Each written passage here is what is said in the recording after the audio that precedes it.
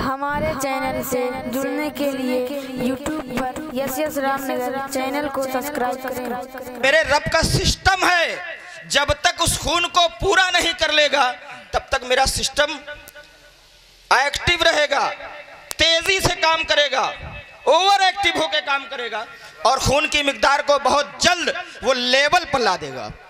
तो पता चला कि अगर आपको इल्म हो तो आप घबराहट और परेशानी नहीं महसूस करते।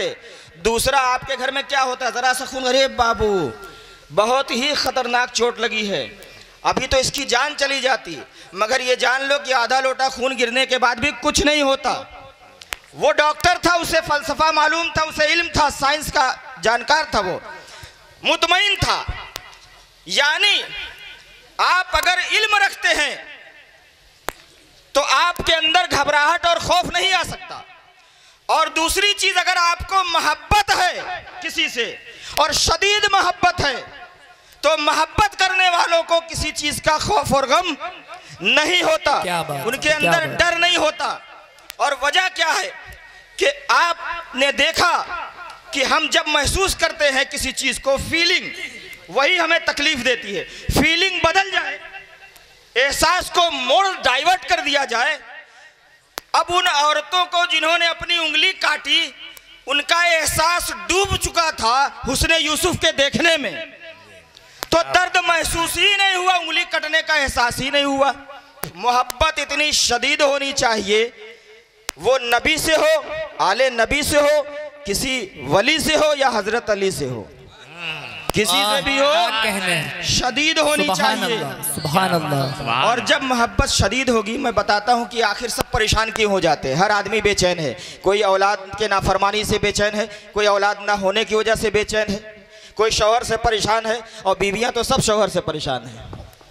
क्या बात है, क्या बात। कोई भी जो है, मुझको तो अभी तक कोई औरत नहीं मिली जो ये बोले कि मैं शौहर से खुश हूँ। बहुत क्या बात, पता नहीं वो शौहर कौन सा होगा।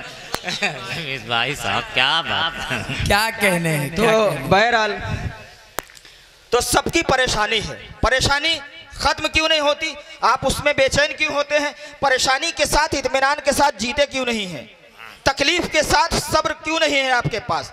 वजह है, आपने सुना कि ये जिस्म हमारा जो दिख रहा है, खूबसूरत हो या बदसूरत, मोटा ताज़ा हो या दुबला पतला, ये सब हमारी फिजिकल बॉडी जो है मिट्टी से बनी हुई है। बेशक। और अल्लाह ताला ने जिस चीज को मिट्टी से, जमीन से पैदा किया है, तो उसकी सारी जीनत की चीजें, उसकी ग़िज़ा जमीन में ही रख दिया। आप गेहूं खाते हैं, चावल खाते हैं, दाल खाते हैं, गोश्त खाते हैं, अनार, बादाम, फल, आम, जो कुछ भी खाते हैं, चूंकि आप मिट्टी से बने हैं, मिट्टी से बनी हुई चीज खाते हैं। अल्लाह ताला ने आपकी सारी ग़िज़ा जो आप खा के तंदुरुस्तो तवाना होते हो, वो सारी ग़िज़ा इस फिजिकल बदन की जीनत के लिए मिट्टी में रख दिया। मिट्टी का बदन मिट्टी से बनी चीजें खाता है, अल्लाह ने इसका सारा रिस्क मिट्टी में रख दिया। यहाँ तक कि जो आप जीनत करते हैं, सोना पहनते हैं, चांदी पहनते हैं, हीरा पहनते हैं, मोती पहनते हैं, ये सब भी मिट्टी है में। आपके जिस्म की जीनत का हर सामान मिट्टी में इसलिए है कि आपका जिस्म ही मिट्टी का है। बेशक बेशक। मगर क्या वो आपका वजूद है। मैं यहाँ मौलाना अतीक साहब को कहूँ तो मौलाना अतीक साहब, अभी खुदा न करे मैं उनकी तरफ ना इशारा करूँ, मैं खुद की तरफ कर लूँ। मैं इस स्टेज पे बोल रहा हूँ, अल्लाह ताला का फैसला खुदा न खास्ता अगर आए कि मेरी रूह यहाँ से निकल जाए, तो मुझे आप क्या कहेंगे। मैं यहीं धड़ाम से गिरा पड़ा रहूँगा, आप मुझे ये कहेंगे कि मौलाना आफ्ताब लेट गए हैं, आराम कर रहे हैं। मौलाना, जब आपको पता चल गया कि रूह निकल गई तो आप कहेंगे मौलाना चले गए। अब यहाँ कौन है, मौलवी की लाश है, आफ्ताब नहीं है, यहाँ आफ्ताब की लाश है। पता चला वजूद हमारा ये नहीं है जो दिख रहा है, ये तो वो आईना है। क्या बात है, क्या कहने, आईना है जिसमें मेरा वजूद दिख रहा है। सुभान अल्लाह। मैं नहीं हूँ ये,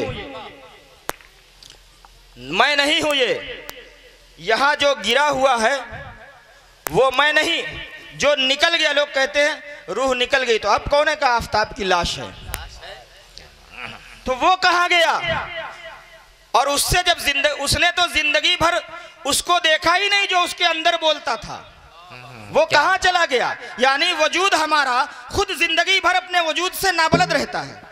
इतनी जहालत, क्या बात, इतनी कमिलमी, इतनी नादानी, और उसके बाद जो है दानिश्वरी का जोम कि जिंदगी भर कई करोड़ अरबों खरबों सांसें लेता रहा, समझ नहीं पाया कि मैं कौन हूँ। सूफिया ने हदीस नकल की है, मन अरफ़ नफ्सहु फ़क़द अरफ़ रब्बहु, जो अपने नफ्स को यानी अपनी जान को पहचान लेगा वो रब को पहचान लेगा। पूरी जिंदगी हम अपनी जान को नहीं पहचान पाते कि हमारी जान कौन है। और अब सोचिए कि हम किसके लिए मेहनत करते हैं। जो यहाँ लाश गिरी हुई है उस लाश को संवारने के लिए झूठ बोलते हैं, धोखा देते हैं, लालच इख्तियार करते हैं, फितना फैलाते हैं, तरह तरह की जुमले इस्तेमाल करते हैं, एक दूसरे से नबुर्दाज़मा होते हैं। और ये फितरत जानते हैं किसकी है? इस जिस्म में जो ये फितरत है ये कुत्ते की फितरत है। सरकार की ज़बान है और आपका फरमान आली शान है, दुनिया जीफतुन व तालिबुहा किलाब, दुनिया मुर्दार की तरह है और उसकी तलब रखने वाले, उसकी तलब में मरने वाले कुत्ते की तरह हैं, कुत्ते की तरह हैं। मतलब कुत्ता इतना हरीस जानवर होता है कि अगर मरा हाथी पा जाए और अकेला उसे देख ले, तो आपने डिस्कवरी पे देखा होगा कि अगर कोई जानवर मरा हुआ या शिकार किया हुआ मिल जाए तो भेड़िए की पूरी बिरादरी मिल के खाती है।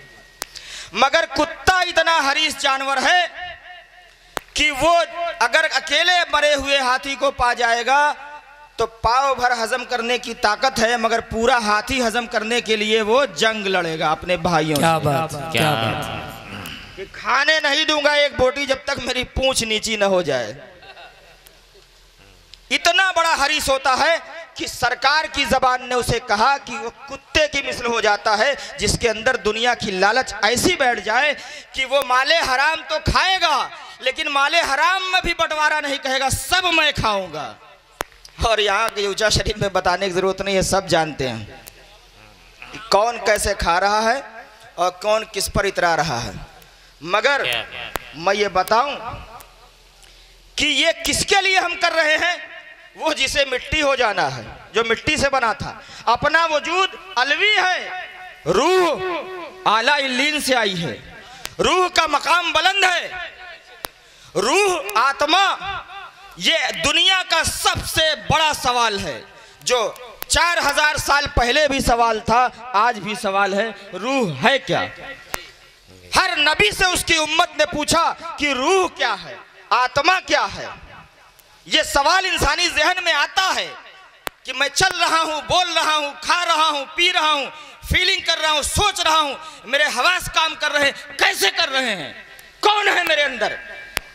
किसी ने कहा एनर्जी है, किसी ने कहा फला चीज है, किसी ने कहा अपने अपने अपने हिसाब से बताया। नबी से पूछा गया, पैगंबर आखिरुज़्ज़मा से पूछा गया कि रूह क्या है। अल्लाह का फरमान आया, कुलिर रूह मिन अम्र रब्बी, अय महबूब आप फरमा दे रूह मेरे रब का हुक्म है। बेशक, क्या बात, यहाँ भी आपको कुछ समझ में आया? किसी को कुछ नहीं समझ में आया है ना? Major secrecy of the world, सबसे बड़ा राज है ये कि रूह क्या है।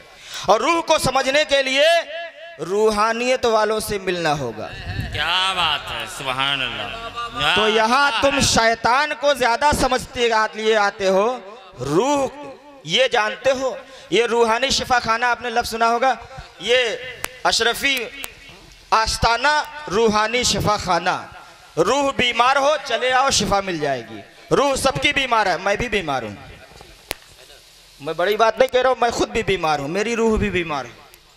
तो अगर रूह बीमार है तो उसके लिए जिस्म बीमार होगा तो डॉक्टर ज़हीर है, डॉक्टर आसिफ साहब हैं, है ना? ये सब मकामी डॉक्टर हैं। और बड़े डॉक्टर के पास जाना हो तो लखनऊ जाओ, वहाँ आपको एमडी सेमडी वगैरह वगैरह जो भी होंगे XYZ तक सब मिल जाएंगे। जितने अंग्रेजी के लेटर हैं उतनी डिग्रियां हैं सबकी, सब मिल जाएंगे। मगर अगर आपकी रूह बीमार है, बताओ कोई अस्पताल है, कहीं कोई हॉस्पिटल है कि जो रूह का इलाज करता हो? कोई एक्सरे मशीन है? क्या बात, कोई एंजियोग्राफी वगैरह में आ सकता है? किसी तरह का कोई भी ऐसा रास्ता नहीं है जो रूह की बीमारी को कैच कर सके। इलाज तो दूर की बात है, मगर अलामत जाहिर हो जाती है। अब बताओ कैसे जाहिर होती है? मैं बताऊं, बुखार अगर आपको आएगा, जिस्म में उसका असर दिखेगा। क्या दिखेगा? बदन हीट हो जाएगा, गर्म हो जाएगा, आप समझ जाएंगे बुखार है। अब आत्मा बीमार हुई तो कैसे पता चलेगा? जब आपका भाई नया मकान बनवाने लगे और आपको उसकी ढलती हुई छत देखकर बुरा लगने लगे तो समझ लीजिए कि रूह बीमार है। क्या बात, रूह बीमार है। पड़ोस का लड़का कोई डिग्री पा जाए और आपको यहां थोड़ा सा तकलीफ महसूस हो तो समझ लेना कि रूह बीमार है। रूह की बीमारी की इतनी अलामतें हैं, फजर में नमाज पढ़ने का जी ना करे, समझ लो रूह बीमार है, बड़ी बीमारी है। यानी रूह में कैंसर वैंसर हो गया, समझ लीजिए। क्या बात, क्योंकि जितनी बड़ी अदायगी से आप रुके उतने ज्यादा रूह बीमार है। तो रूह की बीमारी के बारे में आप जरा सा बच्चे को तकलीफ हुई, फूल सा बच्चा था, बुखार होने लगा, लूज मोशन होने लगा, फौरन उधार लो, कर्जा लो, यहां से लो, वहां से लो, लोन पे लो, इनसे लो, उनसे लो। और डॉक्टर साहब से कहा परवाह मत कीजिएगा, जितनी जांच हो कर लीजिए, अच्छी से अच्छी दवा लिखिए, बच्चा मेरा तंदुरुस्त होना चाहिए। जानते हो बच्चा लाश बन जाएगा। जिसको रिज़्क़े खाक हो जाना है वो फिजिकल बॉडी के इलाज के लिए इतना जबरदस्त आप हिम्मत बांध रहे हो कि कुछ भी हो जाए, घर बिक जाए, दुकान बिक जाए, मकान बिक जाए, खेत बिक जाए, खलियान बिक जाए, मगर मेरे बच्चे की जान बच जाए। जान नहीं, आप उस जान जिसके अंदर है वो खोखा बचा रहे हो। जान जहां होती है, जैसे आप बादाम ले लो, ये बाजार में जो छिलके के साथ बादाम आता है, बड़ा कड़ा होता है, उसके ऊपर बहुत कड़ा छिलका, उसके अंदर मगज होता है बादाम। तो बादाम तो अंदर है, ऊपर सिर्फ छिलका है। तो हम छिलके की खूब सेवा कर रहे हैं, अंदर जो रूह है उसकी तरफ कभी फीलिंग ही नहीं आई कि यार इसे भी अल्लाह ने पैदा किया, जिस्म को पैदा किया, रूह को पैदा किया, दोनों का खालिक वही, दोनों को मिला दिया, दोनों का कंपोजिशन जो है वो हम है, मेरा वजूद हो गया। तो जिस्म को तो मैंने खुराक भी दी, पानी भी दिया, दाना भी दिया, बादाम भी दिया, छुआरा भी दिया, नारियल भी दिया, सब दिया। ज़रूरत पे तो जितनी दवाएं हैं, एम्पिसिलिन, डाइक्लो, फाइक्लो, जितना अंग्रेजी में दवाएं हैं, जब जब ज़रूरत पड़ी तुरंत, ज़रा सा माइग्रेन हुआ फौरन दवा दो। मगर एक लम्हे के लिए 60 साल की जिंदगी में कभी ये सोचा कि रब ने इस जिस्म के अंदर एक रूह भी रखकर भेजा है, उसकी ग़िज़ा क्या है? वो कहीं भूखी तो नहीं, वो कहीं कमजोर तो नहीं हो रही है, वो आत्मा कहीं बीमार तो नहीं, उसे कहीं घुन तो नहीं लग गया, वो कहीं सड़ तो नहीं रही है, कोई नासूर तो उसमें नहीं बन रहा है। जिस पर इतनी तवज्जो, रूह पर कोई तवज्जो नहीं, रूहानी अस्पताल में आए हो और जिस्मानी कारोबार बता रहे हो।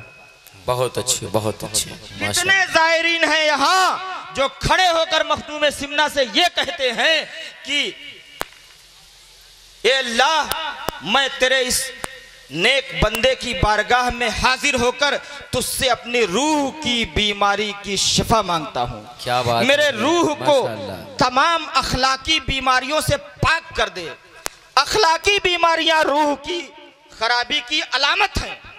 बड़ों से कोई बदसलीका गुफ्तगू कर रहा हो, कोई बड़ों की इज्जत ना कर रहा हो, कोई बड़ों का इकराम ना कर रहा हो, किसी को तिलावत में जी ना लगे, किसी को, अब यहां आपने सुना छोटे खतीब से, इससे पहले उन्होंने क्या कहा कि हय्या अला सलाह, इसी रूहानी शफा खाने के करीब कामयाबी की आवाज आती है, मगर सारे चेहरे चौखट की जानिब होते हैं।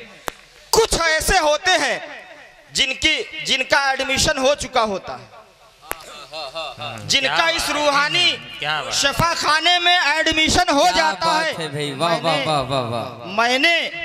मैंने तो जो कलमे से वाकिफ नहीं थे, सैयद अशरफ जहांगीर के इस रूहानी शफा खाने में उनका एडमिशन होते देखा है कि वो ला इलाहा कौन सी जबान का कलमा है वो नहीं जानते थे, इलाहियाती फलसफे को, वहदानियत के रमूज व असरार को नहीं जानते थे।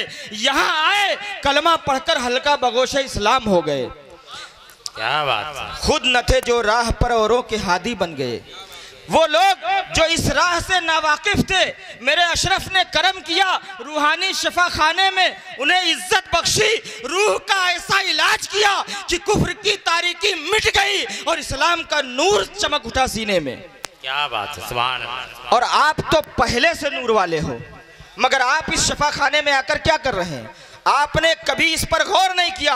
मैं आखिरी बात कह के इशारे में जा रहा हूं कि जिंदगी भर इस जिस्म की सेवा करते रहोगे, नतीजा ये मिलेगा अपने वजूद से जिंदगी भर अनभिज्ञ अज्ञानी रहोगे, पता ही नहीं चलेगा कि मैं था कौन, क्यों आया। और जब रूह की तरफ मुतवज्जे हो जाओगे तो इस रूहानी शिफा खाने में आओगे तो सारी अखलाकी बीमारियां खत्म होंगी, रूह कमजोर नहीं ताकतवर हो जाएगी, तिलावत में जी लगेगा, सच बोलने की जुर्रत पैदा होगी, हक पर गर्दन कटाने की सिर्फ लफ्फाजी नहीं करोगे, जज्बे सादका पैदा होगा और सारी दुनिया की कुव्वत के सामने अकेले खड़े होकर तुम अल्लाह के दीन की सरबलंदी की, इंसानियत और ह्यूमैनिटी की सरबलंदी की बात करने की जुर्रत कर सकोगे। और रूह बीमार होगी तो जूते खाओगे, जिल्लत उठाओगे, मॉब लिंचिंग किए जाओगे और इसके अलावा जेलों में जाओगे, तरह तरह की परेशानियां होंगी और इन परेशानियों के डर से तुम अपने ईमान से भी हाथ धो बैठोगे। अरे जब बचना किसी भी तरीके से नहीं है, बंबई का वाकया याद रखें, मैं इशारे में बता रहा हूं, कुछ लोग लिबरल बनने की जबरदस्ती एक्टिंग करते हैं, मारे जाते हो इसी टोपी के नाम पर, मारे जाते हो इसी एक मोहब्बत की निस्बत के नाम पर, और उसके बाद लिबरल बन के क्या पाते हो? ना आधा तीतर ना आधा बटेर। अबे जब मरना इसी नाम पर है कि मोहम्मद का कलमा पढ़ने वाला है तो सीना ठोक के कलमा पढ़ के मरो, सिर्फ इस डर से कि हम बच जाएंगे, हमारी जान अमान पा जाएगी। ये जान जो तुम दूसरों से बचाते फिर रहे हो एक दिन खुदा ले लेगा, जो इस खालिके जान है, तो खालिके जान से नहीं बच पाओगे। मेरी आखिरी बात कि रूह पर तवज्जो दें। यहाँ आने का मकसद, अगर आप देखें कि आने के बाद आप नमाजी हो रहे हैं, इधर उधर न भागकर तौर तरीके से रहते हैं, हया के साथ रहते हैं, अदब के साथ रहते हैं, दूसरों की इज्जत करते हैं, सारे मेहमानों से एक जैसा सलूक रवा रखते हैं, किसी से हसद और कीना नहीं रखते हैं, इस्लामी अखलाक व आदाब, एक चीज सिर्फ दिल में आ जाएगी, मोहब्बत, मोहब्बत, शदीद मोहब्बत। जब खुदा रसूल से शदीद मोहब्बत आ जाएगी तो दूसरों के लिए तकलीफ उठाने का जज्बा पैदा हो जाएगा और तकलीफ में लज्जत आने लगेगी। तब तुम इसी तकलीफ पर बेचैन नहीं होगे, बल्कि आला हजरत की जबान में यही तुम भी कहोगे कि जान है इश्क़े मुस्तफ़ा, रोज फजू करे खुदा, जिसको हो दर्द का मजा नाज़े दवा उठाए क्यों। वाखिर दावाना अल्हम्दुलिल्लाह।